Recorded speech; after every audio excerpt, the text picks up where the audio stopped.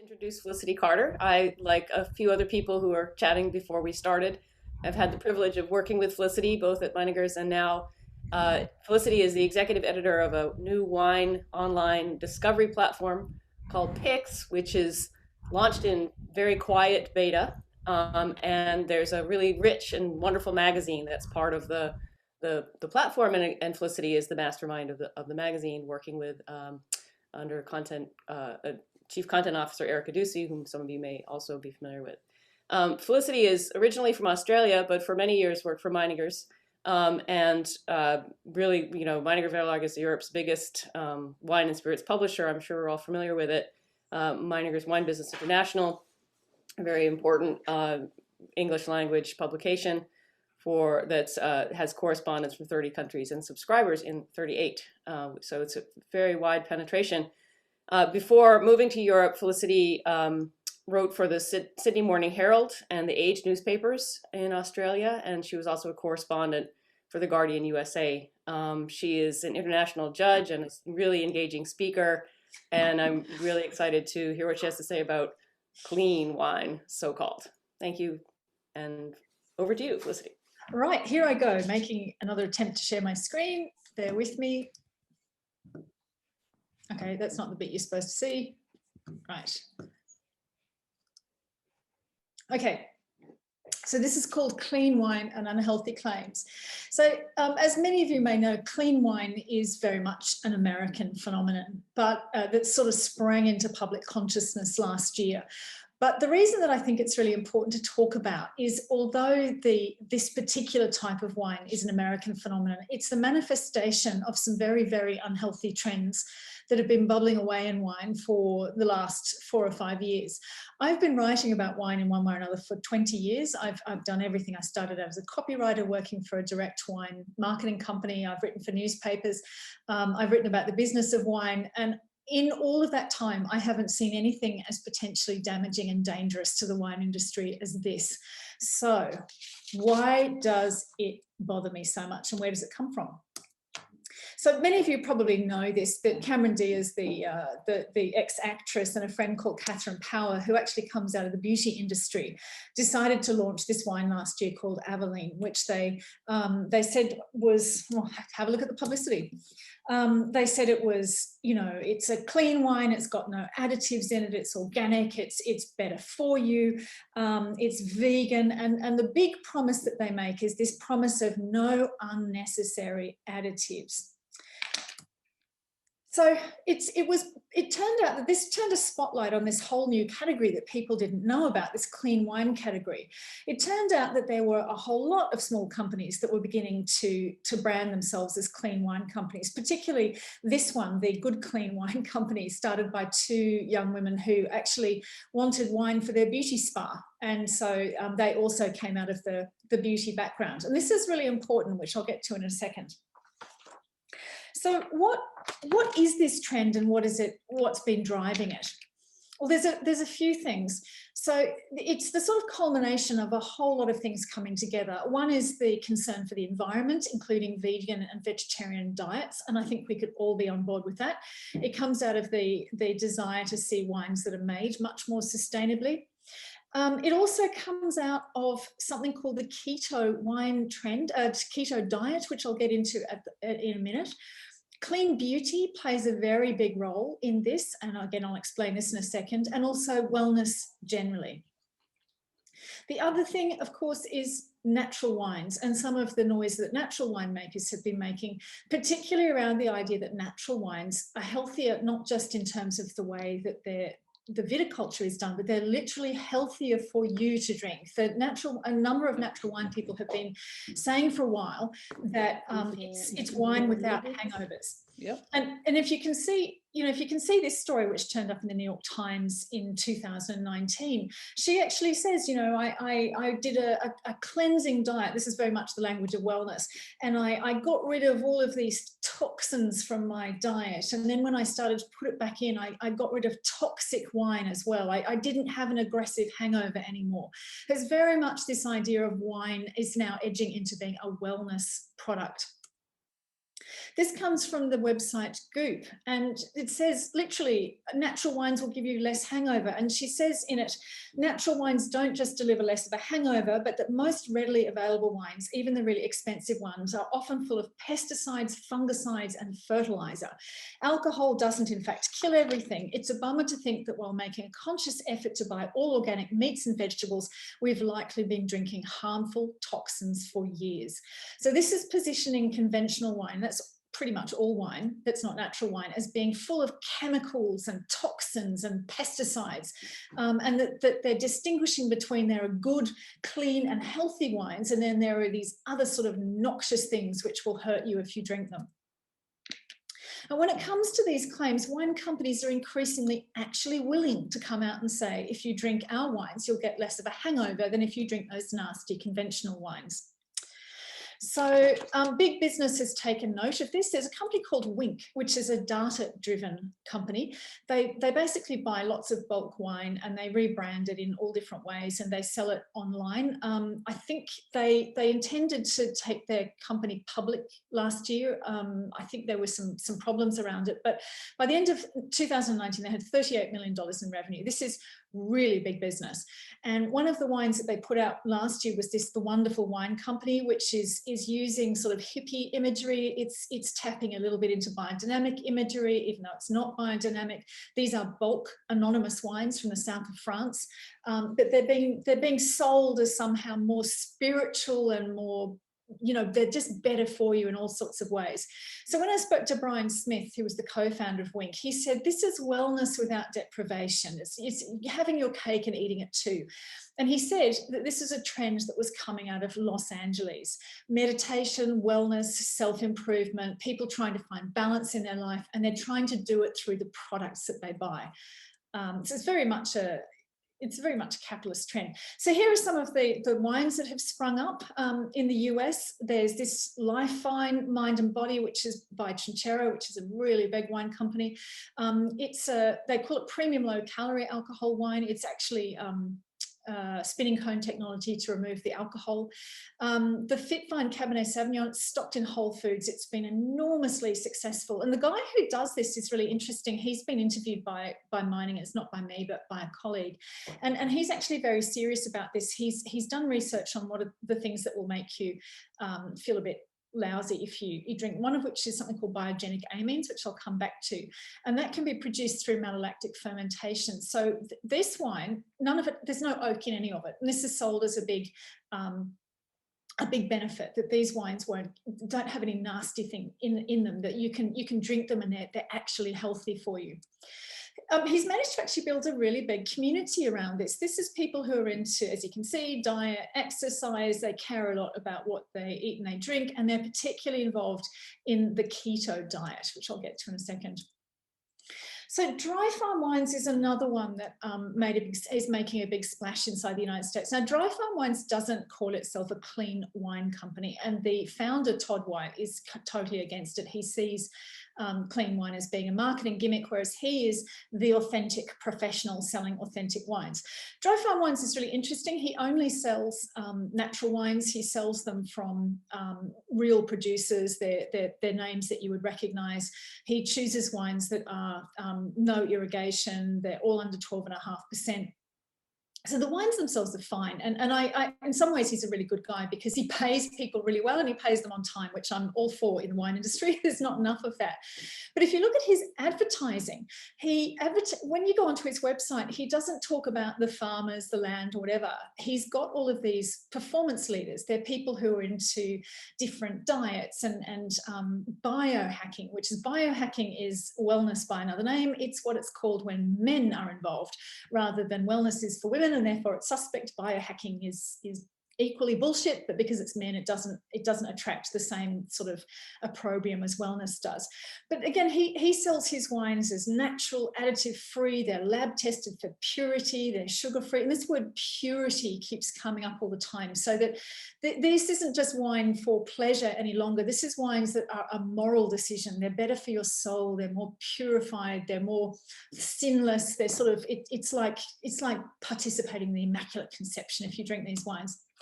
All right, let's talk about the keto diet. The keto diet is the key to a lot of this. It's actually a really dangerous diet that was popularized in the 1970s. And the idea is it removes any carbohydrates or sugars. When it first came out, it fell out of popular culture because of the number of people who actually died from doing it. They had vitamin deficiencies. Oprah got into it again in the late 1980s when she dropped a lot of weight, and then nobody really used it except for biohackers. But this report from Science came out in 2013 that said if you drop sugar from your diet, it can be an anti-aging, have anti-aging properties because sugar is an inflammatory, which will make you age. And then Tim Ferriss, who wrote the 4-Hour Work Week, and he's a biohacker as well, introduced it, and it's gone off in a big way. It still remains a dangerous diet. It's not good for you to eat like this. But now it's a multi-billion-dollar industry, and the key to it is getting rid of sugar, which of course wine has in it.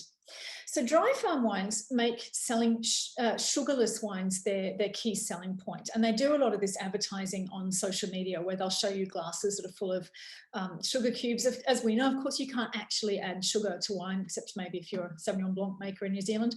But they're popularising this idea that wine is just packed with sugar. And he actually says it when he does speeches. I listened to a speech that he made in 2019, and he was talking to a group. I don't know who he was talking to, but he's full of conspiracy theories. He actually said to this group, there is a deep, dark collusion between the wine industry and politicians, and the wine industry has spent tens of millions of dollars to keep you uninformed. And in that speech, he told his audience that the wine trade has spent millions of dollars to keep ingredients off the label, that the reason that alcohol has gone up is nothing to do with climate change or anything like that. It's because the wine industry is doing what big tobacco is doing. It's adding more alcohol to wine to get people more addicted so that they can get more customers. And so on. So this is really dangerous. I've interviewed him, and he's very evangelical, and he believes the stuff that he says. He believes that wine is full of GMOs. He believes that they add lots of sugar, and that he's kind of an honest broker in the world of wine. His social media spend is quite high. If you go on to things like Facebook and you put wine in, chances are, if you're in the US, dry farm wines ad with the glasses full of sugar is going to pop up. He also went from 50 members in 2015 to more than 100,000 today. So this is quite big business. This clean beauty trend is another thing that is really important. So clean beauty really started about a decade ago, and it started from a misunderstanding about ingredients in cosmetics. There's an ingredient called parabens, which is an anti-mold or an antifungal. So it's really important when you make cosmetics that they basically don't rot in the jar. And so one of the things that was used was parabens. And there was a study done of breast cancer where somebody got a slide with a tumour on it, and what they found was the tumour was full of parabens. And this was published, and this kicked off this what's the word? Almost witch hunting about parabens. So everybody immediately pulled parabens out of their products. It turned out when they went back to the laboratory that actually there were no parabens in the breast tissue. It hadn't contributed to breast cancer. It's that all of the slides in this laboratory had been cleaned with material that had parabens in it.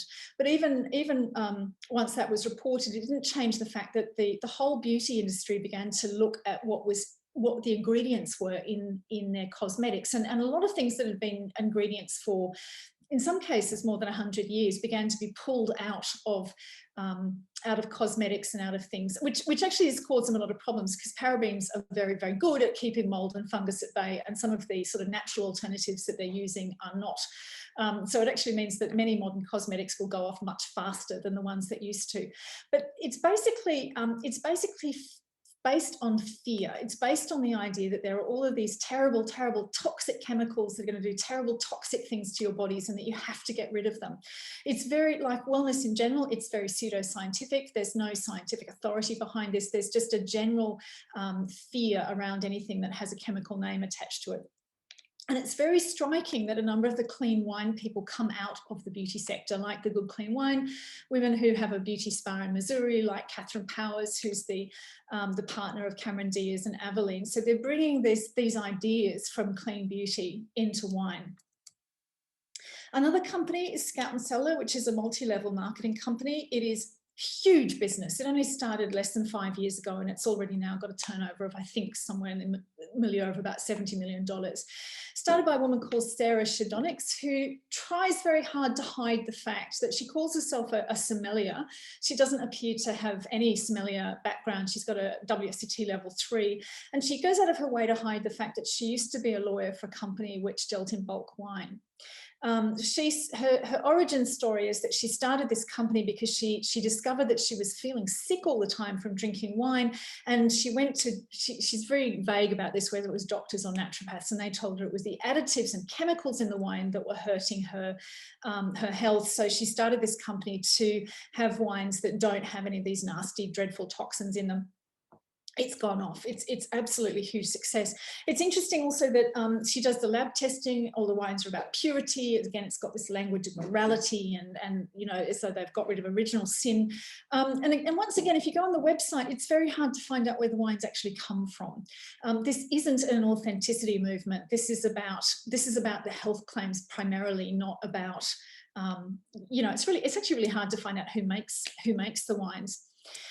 But what they're using is a tactic called disparagement marketing. Again, this is all over social media. So if you look at the sort of the little picture there with all of the claims, so you know, it's not made in a laboratory, suggesting that other wines are made in a laboratory. It doesn't have 250 commonly added additives. Well, of course, there are 250 commonly added additives. There's also sort of you know, it's got 0 GMO ingredients. It's got no ferrocyanide. I actually had to look some of these things up. I discovered that ferrocyanide used to be used in Romania to remove excess iron from some vines, but it's actually been illegal for a really long time. It's been removed from, it's still on the list of additives that you can use in the United States, but it's being removed at the moment. Sometimes things just get left over, but you would look really hard for a really long time to find anyone who was using ferrocyanide. The question, of course, is, are they right?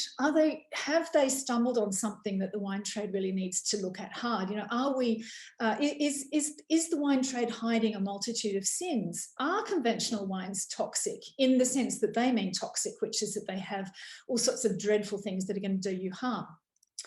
Well, there is something in wine that in some people will cause problems, and this is these biogenic amines, which are a byproduct, particularly of malolactic fermentation.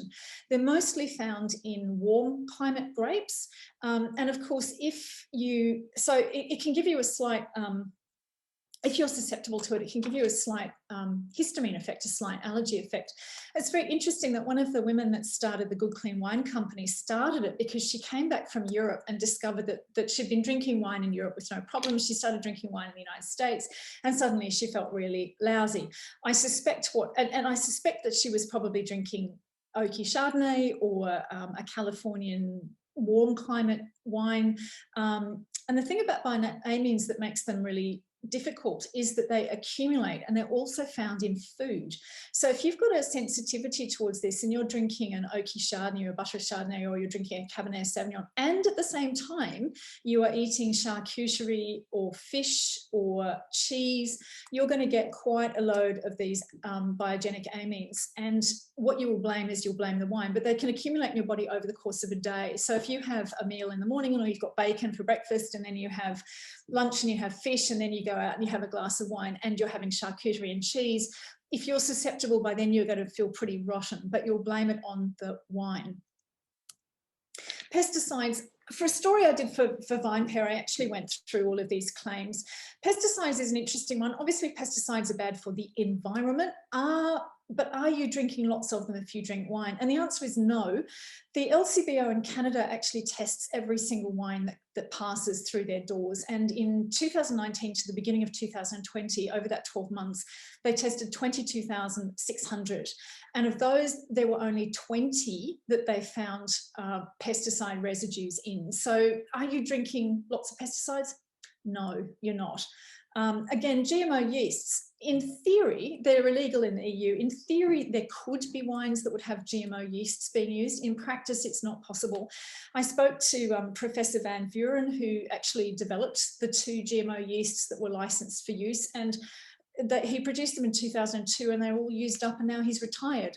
He says he gets constant requests to go back into production because one of the yeasts that he produced actually reduces biogenic amines, and that's why he developed it, because he suffers from the same problem.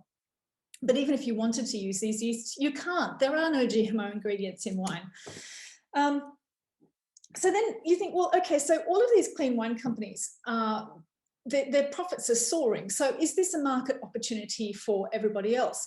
And unfortunately, the answer has been yes. It's already clear that while people aren't being as bold as the claims of the Clean Wine Company, that these kinds of claims are already creeping into general wine marketing. And this is, I think, is where things get really dangerous. So this horrible little product was launched last month.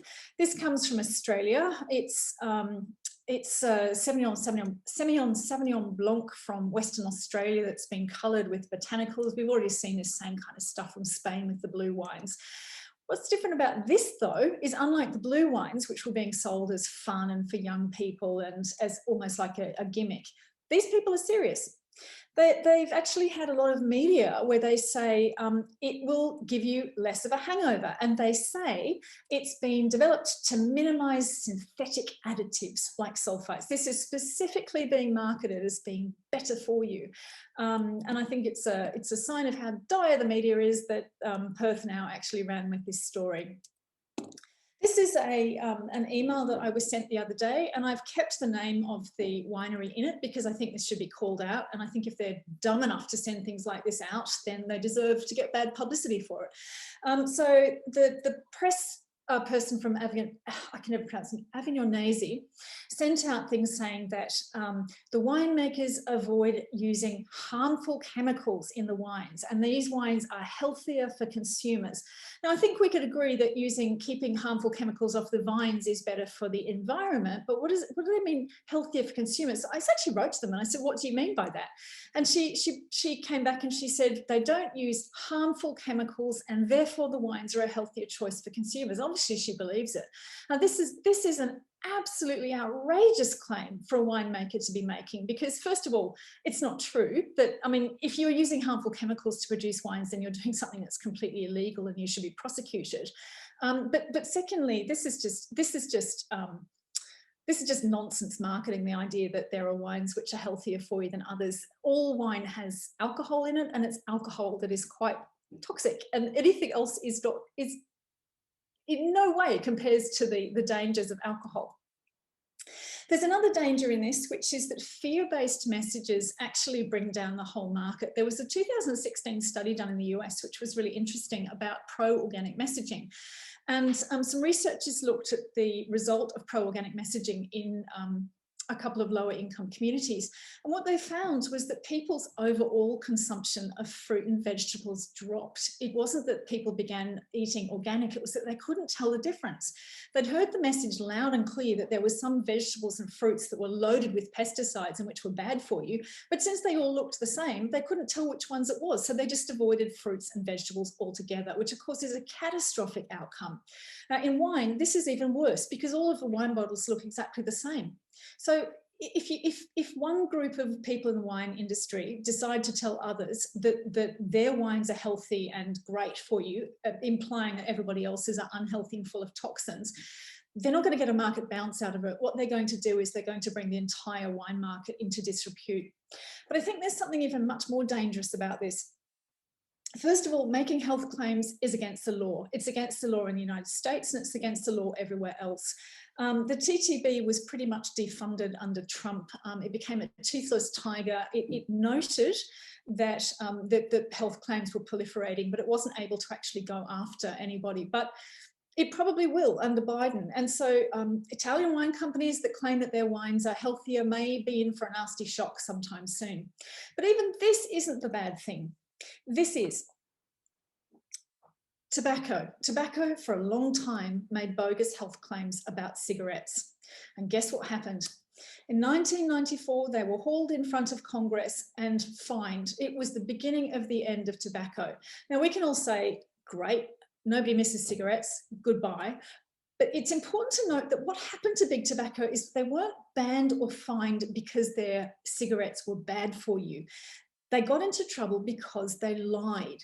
And if the wine industry goes down this road of lying about wines and saying that some wines are healthy and some wines are good for you and that other wines are full of toxins, this is where we might end up in the future. And I think given the fact that the World Health Organization, that all of the big international health organizations are coming out and cracking down on alcohol, I think this is a real possibility. So that is my presentation. I hope I haven't spoken too fast, which is what I usually do. But if you have any questions, let's have them. Felicity, thank you so much. That was fantastic. There was one note in the chat from Beverly. Beverly, would you like to raise your point and stimulate some discussion about your question? Hi, Felicity. I quite agree. Thank you. Really interesting presentation. I quite agree with you that people shouldn't be making health claims about wine, but I do think that you're in danger of, kind of putting aside one sweeping assumption with another, because there are plenty of claims. I mean, I thought that statistic that my comment in the chat was that what I took out of that that stat about the LCBO was, wow, that's pretty surprising that there were any wines that exceeded the LCBO limits, whatever they are. So there were 20 or 30 wines that exceeded the pesticide limit. So how many more wines are there that do that? And there have been other studies that show that 90% of French wines do have pesticide residues. Yeah. This is for me, the question is really, what about that? Okay, those are more considering pesticides, that's all. But this is a really, really difficult issue. So this comes down to toxicity levels. I mean, there's a group in Europe called the Pesticide Action Network that every so often will, get a whole bunch of wines and they'll test them and they'll find pesticide residue in them. The thing is always the Paracelsus, it's the dose that makes the poison. Apples have cyanide in them. All apples will have cyanide in them because of the seeds that, because seeds carry cyanides. So the testing that is done on pesticides and what is the human limit for pesticides are actually really strict, particularly in Europe. I mean, one of the other things is all wines have glyphosate in them. There's nothing that we eat or drink that doesn't have a level of glyphosate in it. Some of that is from drift, some of that is from all sorts of things. But the question is about what is the toxic dose, and it's been looked at, is it accumulation? If you drink and eat lots of things, will they accumulate in your body, whatever. And it is a very, very scientifically difficult issue. But the issue of pesticide residues in wine is it's that there will be some pesticides, but the limit of them is well below the limits that will affect human health. And the other thing is that it's this question of drift. Sometimes there are things like glyphosate that turn up, and it's got nothing to do with winery. They may not be using glyphosate at all, but glyphosate turns up in everything that we eat and we drink now. Yeah. But can I just say, don't you think that but if you look at it the other way, is it not commendable to try to alert consumers of that? I mean, who knows that the limits they put on pesticides today, I quite agree, it's the dose is the poison, but surely it's better to know about those things, to know that those things are going on. And I've seen that guy, Todd, is it Todd White? Yeah. I've followed what he says, and I think he sounds like a complete nutcase. He sounds like he has no credibility at all. I was astonished that he has 100,000 followers, because he doesn't seem to have a lot of credibility to me. But I do think that, I do think that we can't be too careful about pesticides, etc. And just because there isn't a wine with no glyphosate in it doesn't mean that's okay. No, sure, but this comes down to the question about what is it that we're going to tell people? Are we going to say to them, stay away from wines that have any pesticide in them, when there might not be any? I mean, do you know what I mean? And also the I think in the end all that we can go on is we can go on what are the public health, what do the authorities say about limits? And if the public health authorities say this limit is within the tolerance for human health, is it a good idea for everybody else to go, guess what, there are pesticides in wine, even though they're parts per billion? Actually, I actually spoke to Pesticide Action Network, and when they were talking about detectable residues, and you can detect them at parts per billion. Now, a parts per billion is meaningless from a human health point of view. And it's interesting how often I've asked people what level of pesticide they've detected, and they won't tell me what parts per million or billion they've found, because they don't want people to understand how low the risk is. That's the other thing. There are groups that are like pesticide, I was kind of raving. There's groups like Pesticide Action Network that are trying to make a very important point, but they're also dishonest about what they're finding because they don't release how much they're finding or what they're finding. So there's a lot of sort of vague messaging about pesticides in wine without people actually coming out and saying what it is that they're finding. So I think this is such a fraught and dangerous issue. Becky Sue, you had a really interesting point in the chat about how the message is presented. Would you like to raise your comment? Yeah, is my video open now? Yeah. Okay. I think and I think we were going to ask, Becky Sue was going to raise her question, and then maybe you could come in with yours. Oh yeah. Thank you. Hi Meg. Hi Felicity. I really think we need a positive message. I found that if you try to deny things, that just sends a negative message, and it would be great if we, as the CWW, could create a positive message around this. Does anyone have any ideas what this would be?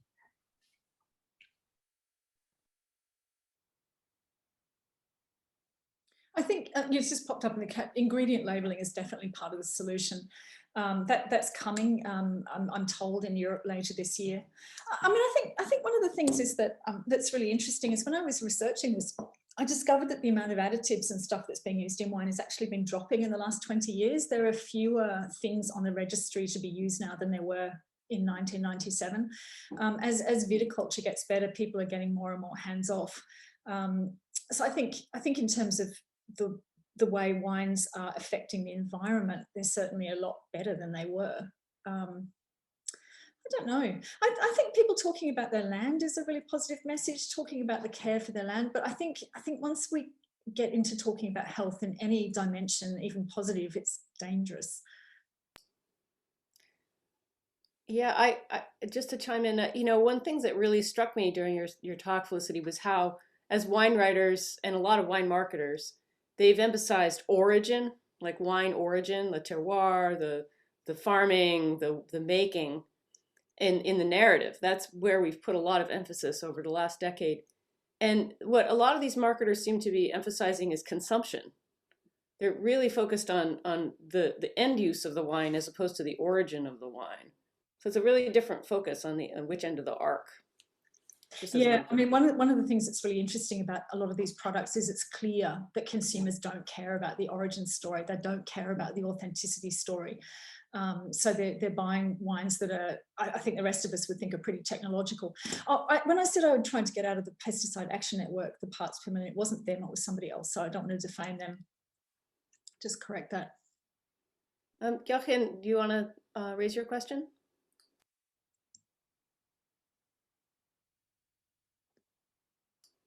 I think you're muted.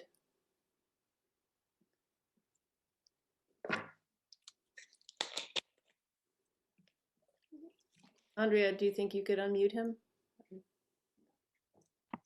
Just to be clear, I just want to go back. I just want to be clear that I'm not advocating for pesticides in wine. What I'm saying is that it's a lot more complicated than there are these toxins in wines that are going to poison us. Jochen doesn't seem to be able to get off mute. I'm not sure how you can get off mute, Jochen. Beverly, did you want to speak quickly? Sorry. No, I just wanted to make a point actually about, sorry, Felicity, I wasn't trying to suggest that that's what you were thinking. That wasn't really what I was thinking you were thinking, sorry. But I was just going to type this in the chat anyway, but I was thinking that maybe, talking about positive messaging, perhaps, in the long run, all of this kind of talk about clean wine and the general disparagement of the regular people who've been making wine for forever, perhaps it's going to come full circle in that it will mean that consumers will ask more questions and they'll realize, well, hang on, everyone does this. And there's nothing unique in what these people are talking about. So actually, you could say it's a good thing because you are going to hopefully end up with a more educated consumer who's going to start asking the right questions. And, most people have perfectly valid answers. So Yeah, and I think the natural wine community have been really, really good about that. I mean, I think they have, you know, they have started the conversation. I think it's a good conversation to have. I should say that some of what's happening with this is some of it is being consumer driven. Like some of it, it's clear that consumers do want, particularly in the United States, they do want less sugar, they do want less alcohol, all of that. But some of it, like the disparagement marketing, is being marketing driven by people who are looking for a market advantage. And I think they're the people that are quite possibly going to do a lot of damage. What's really interesting when I speak to some of these people as well is how little they know about wine. They're just complete marketers that actually say this stuff, which is just pulled out of their ass, basically.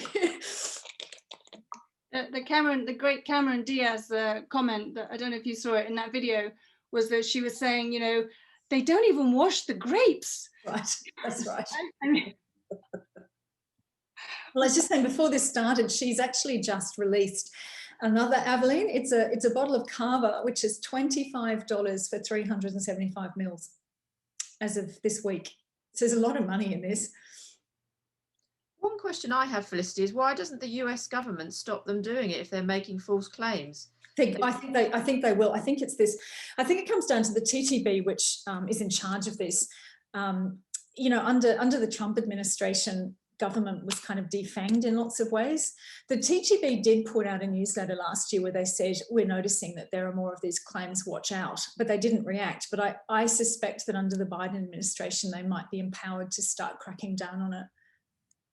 And I just think if that happens, it's going to hurt the whole wine industry because consumers don't seem to know the difference between, you know, one claim and another. Felicity, do you get a sense that the people who are, you know, the biohackers or wellness community, are they only drinking wine as their alcohol, or are they doing hard seltzer? And to what extent is clean wine competing with other intoxicants? Tequila is what I got. Oh, this is the other thing. When I went on Instagram and I was looking at the clean wine and the fitness wine, it's very obviously people who want to drink lots of wine and feel fine about it. So it's actually amazing. So I've got a Peloton bike and I'm part of various Peloton communities, and the number of people that will cycle while they've got a cocktail popped on the Peloton, or they will do yoga while they've got a glass of wine there or something. And it's very obvious that they want to find an excuse to consume alcohol. And offering lots of health messages around this is giving them the permission that they want to drink in ways that are actually insanely unhealthy. You know, if you look at the clean wine community that's around Scout and Cellars on Instagram, it's obvious these people are drinking bucket loads of wine, but they feel like they have permission because it's you know, healthy wine. And I think that's a really dangerous side of this too.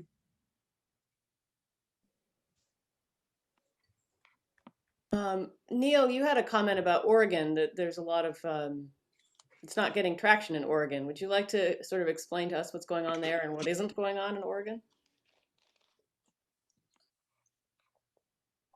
I'm not sure. So yeah, I unmuted myself here.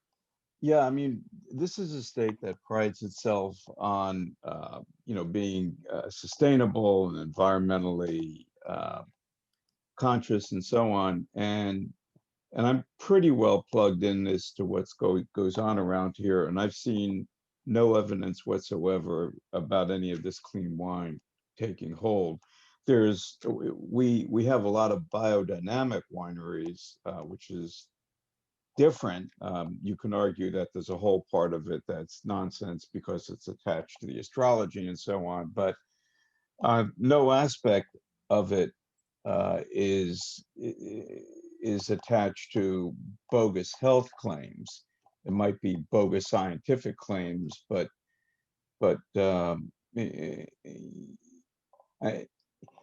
I think this is more of like a California phenomenon, and since they're 80% of our wine industry, they get more of the attention. I would like to mention that having 100,000 followers out of a population of 330 million or whatever it is not exactly anything to be concerned about. You could probably put up anything on the web these days and get 100,000 followers. We have, there's a vast fabric of opinions around here, and with the internet, it's not hard to get that much attention. So I'm not sure if that's any concern, but you'd figure that in a state like Oregon, which really does pride itself on stuff, this clean wine would pop up, and yet I've seen no evidence of it. I might also add that states have a lot of influence on regulations regarding wine. In Oregon, we're much more strict about the percent of grapes being used before the claim can be made on the label. And I think if things got out of hand, if the government, if the federal government hadn't gotten involved, the state might get involved. Is there any feedback from the other big Californian producers? Because obviously if it's affecting their domestic or home market, surely they would be the people that would be making comment, responding to this. I don't follow California so much. We actually, some of us call it Baja Oregon.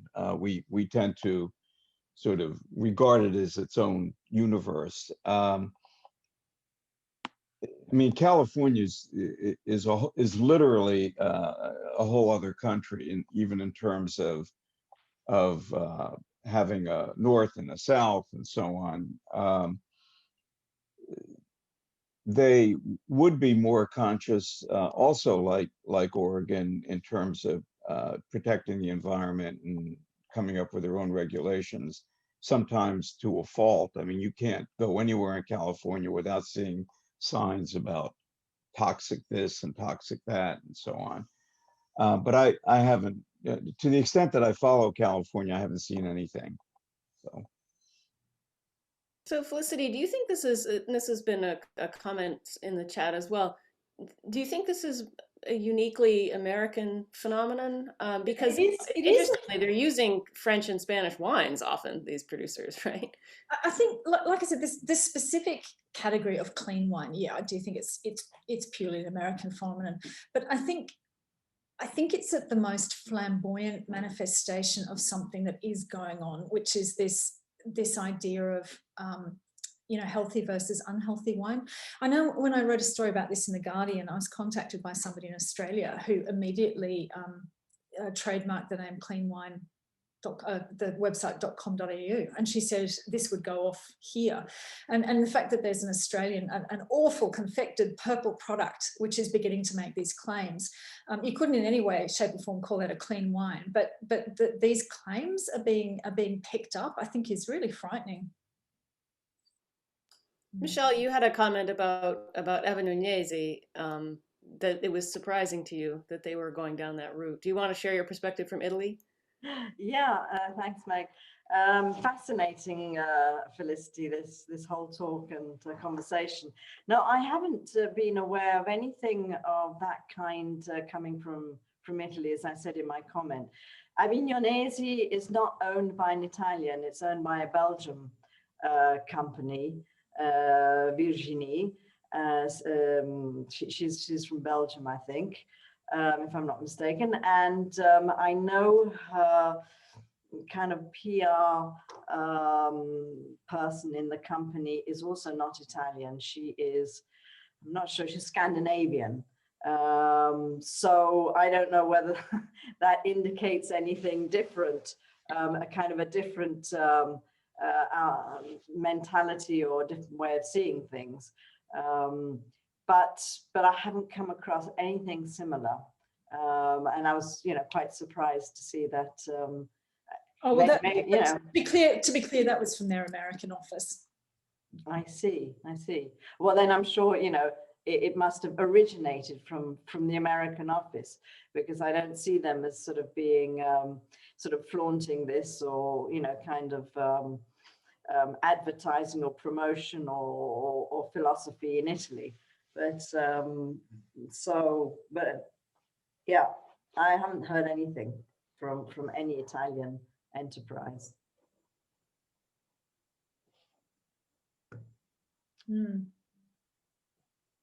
So why do you think it captures the American imagination so much, Felicity? Ruma just posted something. It's like, sales are obviously strong.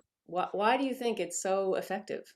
Look, I think it has to do with, I actually think it has to do with critiques of the food industry over the last 20 years. So the most sort of one of the biggest books this century was Michael Pollan's book, what's it called, Meg? 2006, The Omnivore's Dilemma.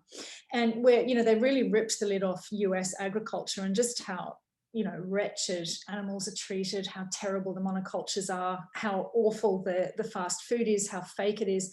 And I think it's very easy. Yes, exactly. And so I think a lot of times when people, particularly in America, are talking about wine, they're talking about natural versus other wine. They've got that food model in their head, that there's kind of natural, authentic wines, and then there's the fast food model, and that all of these, you know. Whereas actually, it's a metaphor that doesn't work very well. The wine industry is actually quite different from the food production industry. But so I think the questions that have been raised around food, and particularly around fast food in the last 20 years, have made people think that you know, maybe wine is the same. And actually it's not. It's got nothing in common with that sort of vast, well, I suppose some parts of the American thing, but you know, wines are much more it's a much more diverse ecology. You've got little tiny producers, you've got big producers, you've got a whole range of ones in between. Whereas within agriculture, you tend not to have that. You tend to have these really big farms, or you tend to have these very small family farms, but there's not that sort of diversity of food production in the US,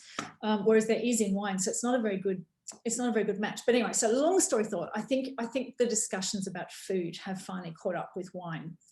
And also it's part of this collapse of scientific authority as well. It's part of the rise of pseudoscience. And that's really where wellness comes from. It's a pseudoscientific view of health rather than a sort of scientific medical one. Yes. Beverly. Beverly, you're still muted. Yeah, hi, sorry. Felicity, I just wonder, are you seeing any connection between the sort of the clean wine movement and sustainability, or is it just, you know, looking after number one? No, that's a really good point. And that's what's really striking about this, is that when you look at what's being sold, it's completely inauthentic as we would see it. You know, and it's very much about looking after number one. So you look at the way that the biohacking and wellness people talk about food, and it's kind of awful. It's all about food as fuel and being broken down to its macronutrients and you know, whether it can stop inflammation in your body. Whereas I think one of the great things about wine is the way that we think of food as being an act of sharing, you know, as an act of sitting down and talking, and it's an act of generosity. But yeah, this whole movement sees it primarily as what's the impact on me? Is it going to optimize me? Can I go to the gym with this? And that's why they embrace really highly technological products. So it's a paradoxical movement.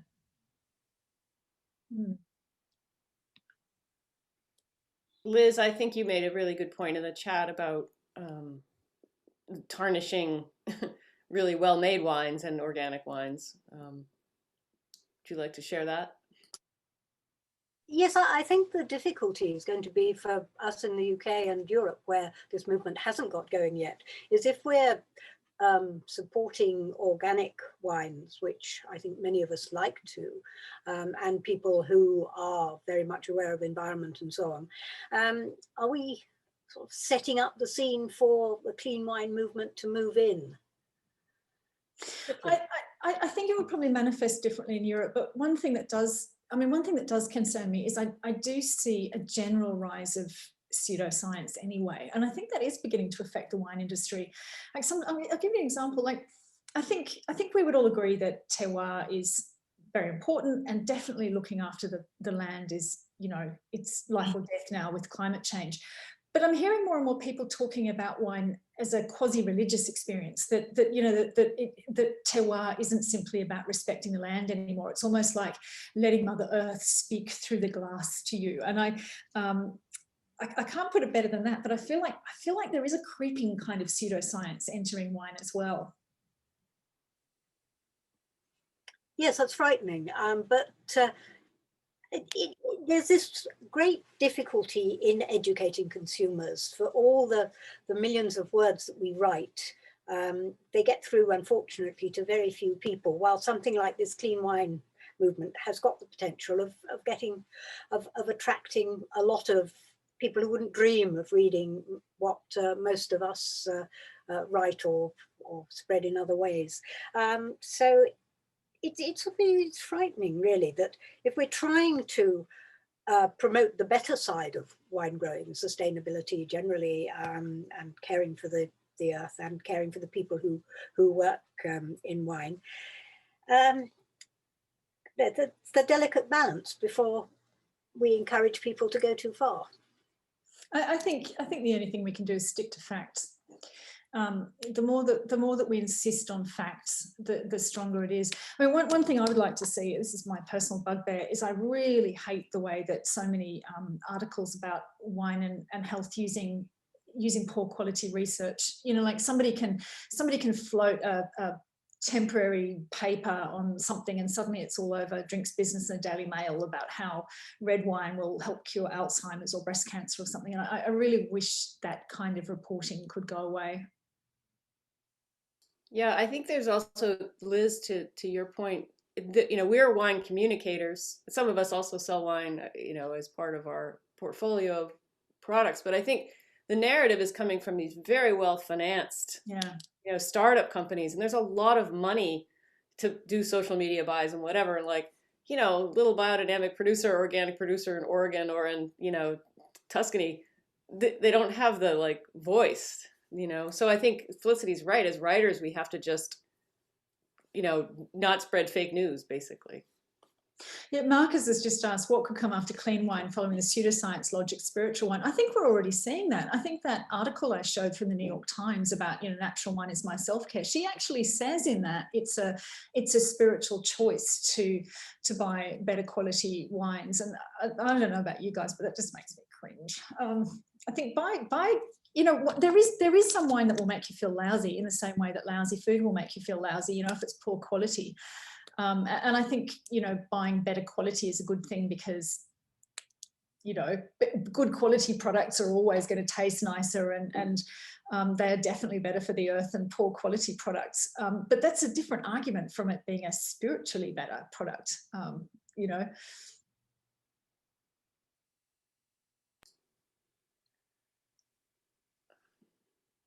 Any other questions? Authentic wine, not the same as spiritual. Well, I even think, you know, we have to be really careful about what authentic wine is as well, because, you know, if you look at what is being described as authentic wine, quite often it's actually sometimes quite a narrow definition of wine. It's always the small family-owned winery, and they've often been on the land for a very long time and whatever. And you never hear about, you know, 50% of wine in Europe comes from cooperatives. Is that authentic wine or isn't it authentic wine? You know, I think even about our view of where wine should come from is beginning to narrow as well. I think it comes down to authenticity, comes down to honesty, doesn't it? At the end of the day, as you were saying. Yeah. You know, something that's just, yeah, not hiding anything. But maybe, as I think somebody said earlier, maybe ingredient labeling will be the way to go for wine. What do you think about that? Oh, I think it's a great thing, and I think it's going to be complicated, but I think it's long overdue. And I think for most people probably won't care. You know, I think in the UK, is it the Co-op's been doing it for years and years and years. You know, I think, you know, I think transparency is a great thing. The more transparent we are, the better. And the more fact-based we are, the better too. Felicity, what do you think about the warning label? You know, in the US, we have the sulfite labeling, there's the pregnancy, you know, warning, there's, you know, I think that the labels that are required by the EU and the US, they emphasize toxins and bad for you. Do you think that plays into this at all? Well, funnily enough, no, because it's not. I mean, the number one toxin, there is a toxin in wine, and we all know what it is. It's called alcohol. But that's the one that nobody ever talks about. It's all of this other stuff is a convenient way to sideline alcohol so that people can drink more. I really think that's what this is. It's a permission-based marketing system to say you can drink as much as you like by focusing on these other irrelevant things rather than the alcohol.